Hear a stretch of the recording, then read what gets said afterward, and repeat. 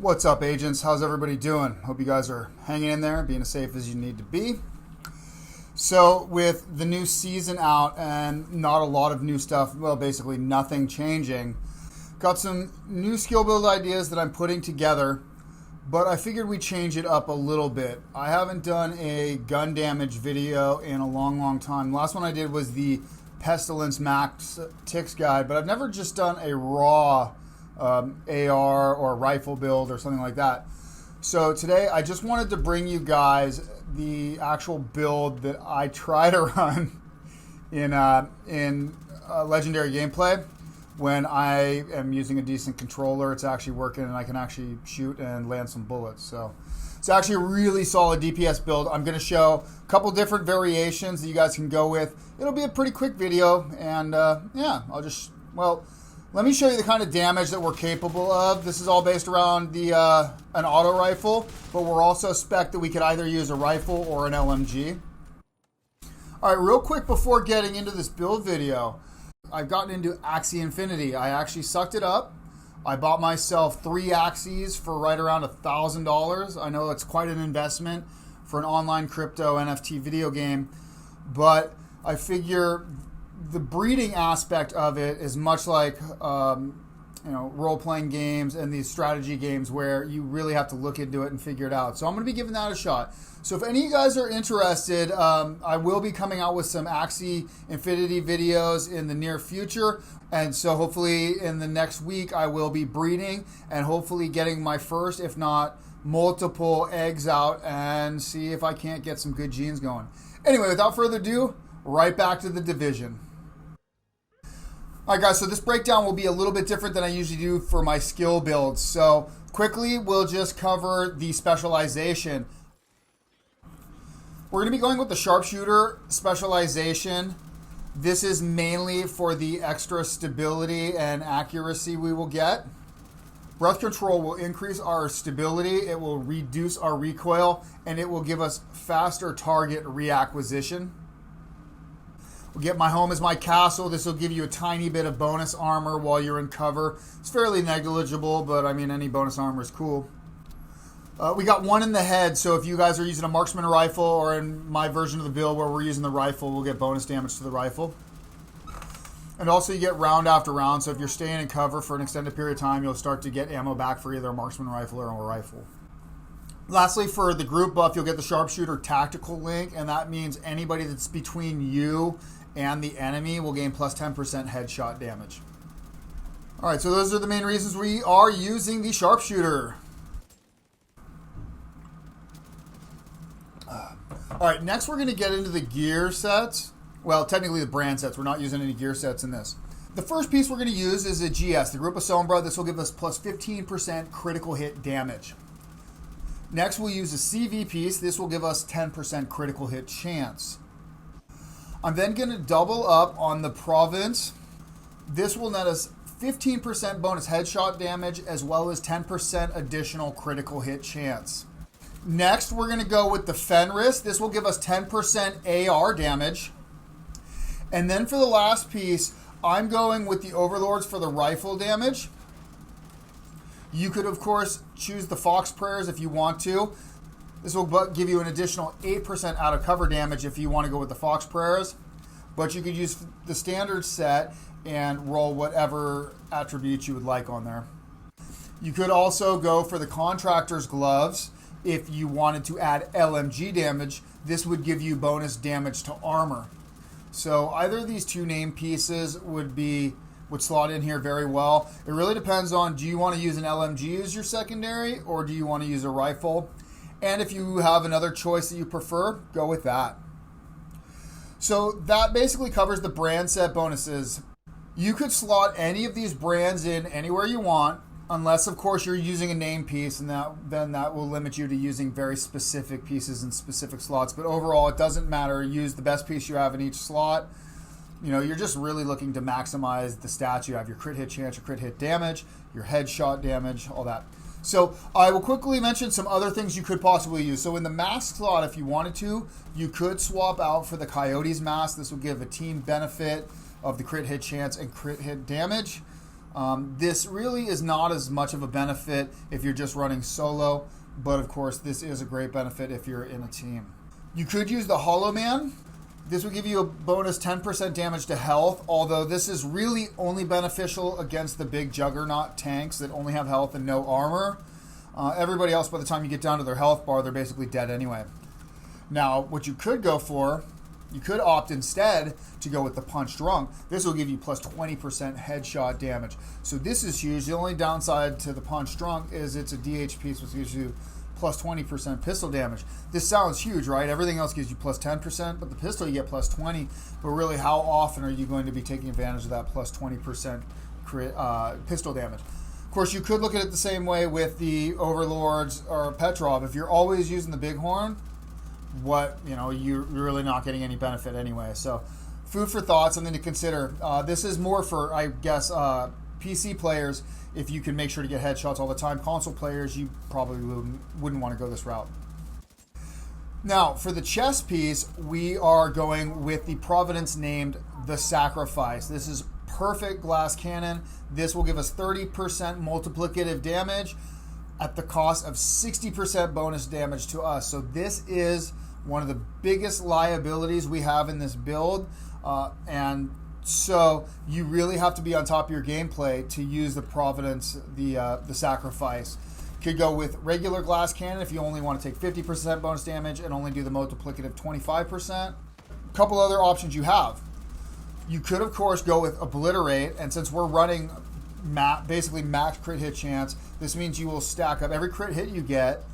1 weapon damage per stack, up to 25 stacks. It lasts 5 seconds, and you have to reset it within that time. So it is possible to get good amount of damage out of this. However, it does not compete with the glass cannon on any means, and it's very easy to lose all of your stacks if you can't find an enemy to shoot and get a critical hit within 5 seconds. Another option to run with is Intimidate. If we're going to be running bonus armor, and in quite a few variations of this build, I will do that. You can get actually quite a bit of damage. You get 35% bonus weapon damage to anybody within 10 meters of you while you have bonus armor. The main way of keeping this up, of course, would be to use the Adrenaline Rush, as you have to be close to the enemy to get the bonus armor anyway. So this helps to make sure that you meet both criteria to maintain that bonus damage. However, this does put you at the risk of being up close to the enemy. So again, this is a playstyle that you would need to work with and strategize accordingly. Now, as far as the holster, you're just going to slot in whatever the best piece that you have is to get your brand set that you want and the maximum amount of stats. Now, the backpack is another interesting spot, as this is where we get an additional talent. Now, I choose to go with Vigilance, and the reason for this is because we don't have to do anything to proc that 25% damage bonus. This is the largest bonus we're going to get. We're only going to get 25% weapon damage no matter how we look at it. So I went with a piece that I get it automatically and I only lose it for 4 seconds. Now, there is the perfect version that if you take damage, it only takes 3 seconds to reset. The normal version takes 4 seconds. This, I think, is the easiest damage bonus to work with. But there are some other options you have. More importantly, because we're running glass cannon, I tend to use the backpack to figure out some survivability. And I do this through the use of bonus armor. There's 2 ways that I'll do this. One is through Bloodsucker, which will, every enemy I kill will stack 10% of my armor as bonus armor. And this is, you guys, in the background gameplay as I do this, you guys will see, you can stack up over 100% of your armor as bonus armor. It's basically just as fast as you can kill enemies, it'll stack up. So this will add a huge amount of survivability, provided you can get quite a few kills before you start taking damage, and help you to really take advantage of the perfect glass cannon that way. The other way of doing it, as I had talked about Adrenaline Rush, you could go with the Matador named backpack for perfect Adrenaline Rush. But what this will do is this will give you up to 3 stacks of bonus armor. I think it's 20% for the standard, 23 for the perfect. And so this will keep refreshing every few seconds as long as there's enemies around you. And this can help to maintain bonus armor without actually having to get a kill. So Bloodsucker, you get kills, you stack significantly more bonus armor. Adrenaline Rush, you just get up to the enemy and you stack that up and it will refresh on its own. Now, one other thing to consider is the Devil's Due named backpack, which can give you the perfect clutch, and this can actually give you healing for getting kills. So again, you actually have to do something to earn this, but that's another option if you like running with clutch. Both the gloves and the knee pads, you could slot in whatever the best pieces you have. We'll just quickly go over and reiterate something I've talked about recently. So the gloves, if you want to go with LMGs, I would recommend using the contractor's gloves. This will give you the LMG for the brand set, as well as that bonus damage to armor. This is a multiplicative damage bonus, so this is one of the best ways you can increase your damage. This also, you obviously don't have to be using the LMG. This will buff the damage of your Bighorn as well. And then we have the knee pads.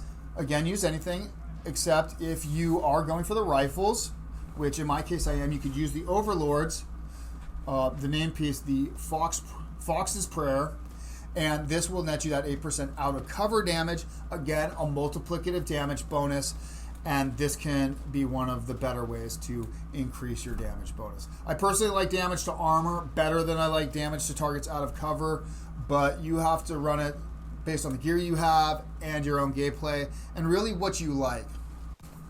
One other exotic that I should quickly cover in the knee pads is you could run the ninja bike, right? And this would allow you to do a parkour move and you get your ammo reloaded. It's kind of cool, but I like to have a brand set in there that will give me an actual static bonus all the time instead of having to worry about parkour. Sometimes you could be doing a parkour move and a sniper could just take you down like that, especially with glass cannons. So ninja bike may work for your build, especially if you're using the LMG. But other than that, I would stay away from it myself, but you may find good use with it. All right, guys, now I'll quickly go over the weapons we're going to be using. Now, of course, the primary weapon I'm going to be using with this build is the Bighorn. It's the exotic auto rifle that you can get from beating legendary missions. At the end, any of the bosses have a chance to drop the Bighorn. This essentially is a high rate of fire auto rifle that when scoped in, essentially turns into a low damage marksman rifle. So when you scope in, it becomes semi-auto, and each shot does 450% of the initial of the standard bullet damage. So this is the big game hunter perk. Also, each headshot you land will give you a stack that adds +2 to your headshot damage. This stacks up to 50. Once you hit the 50, the stacks will start decaying. So they will not start decaying until you hit 50. But every time you get a shot, much like the capacitor, this will refresh those stacks and keep it up. So you can get up to 100% bonus headshot damage simply running with this weapon. And this applies to both in AR form, the fully auto, and the semi-automatic form. So this is one of the best damage dealing auto rifles in the game. It's just a little hard to get, but once you get it, it's a lot of fun to play with. Now, for my secondary weapon, I'm going to be running with either a classic M1A. There's different challenge you could choose. I choose Boomerang. Because we are running such high crit hit chance, I have a significant chance of having the bullet return to the magazine and adding that 40% bonus weapon damage to the next shot. This can proc over and over and over again. This is a great perk and really does make the M1A a great long distance weapon. Now, because the Bighorn does function in the same sort of capacity, this would allow you to run an LMG of your choosing. In my case, I would choose something because, once again, the crit hit chance, like the Good Times. The Good Times is basically a standard M60.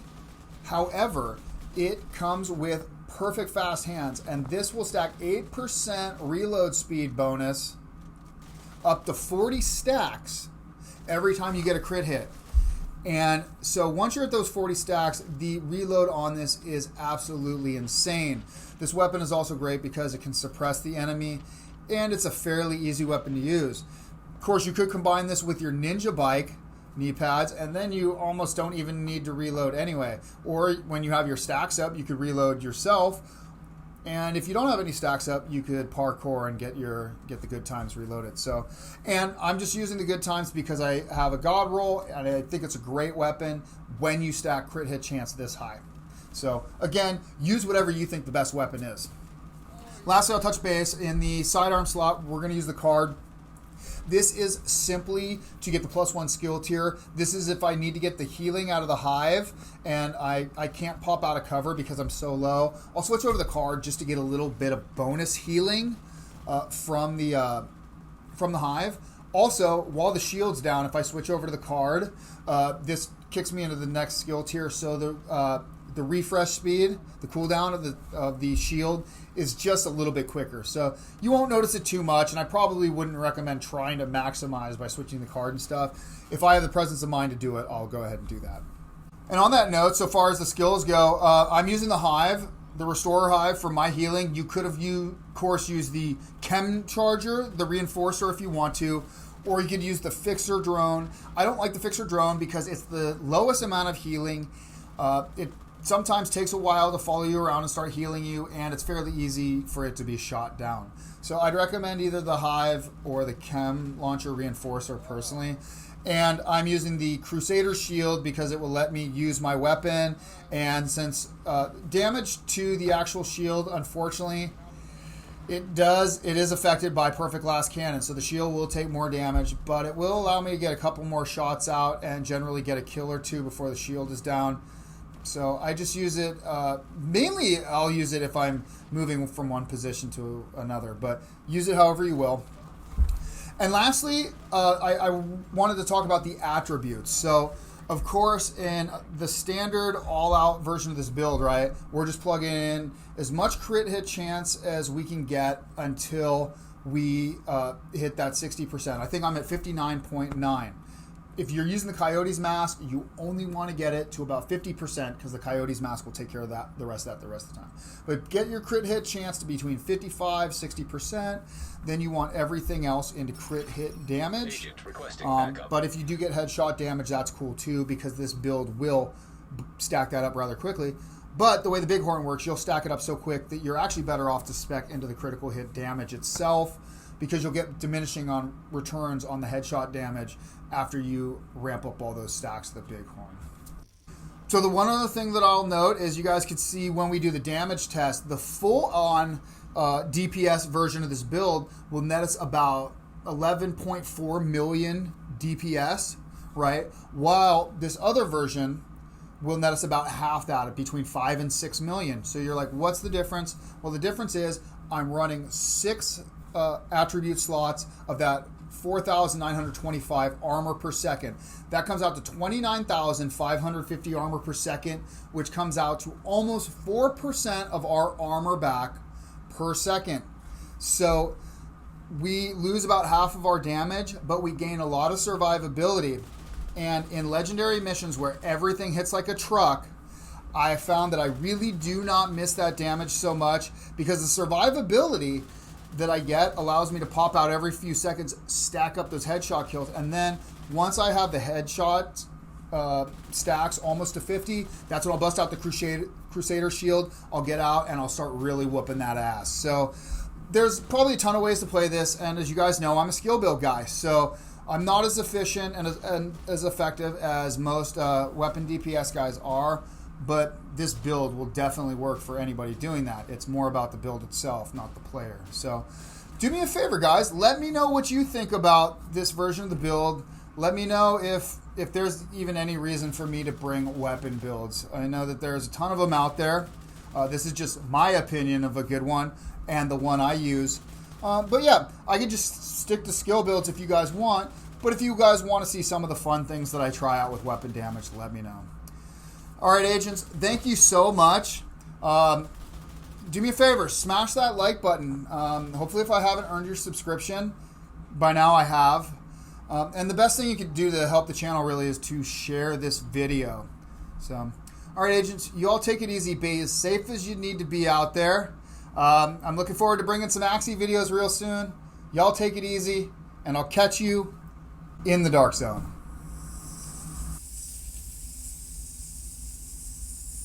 Yeah.